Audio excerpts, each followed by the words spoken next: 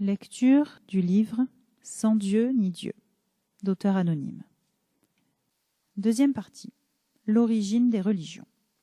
La grande majorité des religions ont ceci en commun qu'elles émanent d'une révélation faite par Dieu ou les dieux à un homme ou des hommes que l'on nomme prophètes.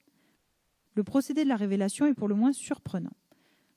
Le fait de révéler son message à un individu en particulier, dans l'ordre chronologique Abraham, Zarathustra, Moïse, Siddhartha Gautama, Jésus, Mahomet, Nanak ou Gobind Singh, est-il vraiment le moyen le plus approprié pour répandre la bonne parole dans un monde dans lequel les peuples sont répartis sur 5 continents, ne parlent pas la même langue, et ceci à des époques où les moyens de communication et de transport sont archaïques?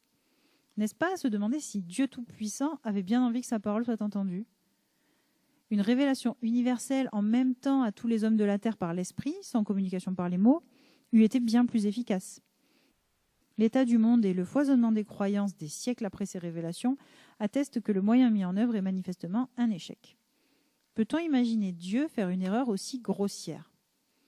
Et puis, Dieu n'aurait-il pas tout simplement tort de s'immiscer dans l'histoire de l'humanité?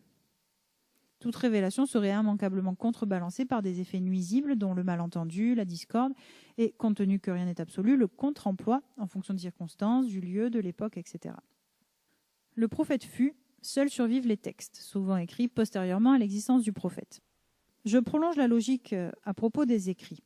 Si j'étais Dieu, me rabaisserais-je à réduire la plénitude de mes pensées et volontés à une expression par la parole ou par l'écrit, qui sont par nature des modes de communication imparfaits et sujets à interprétation?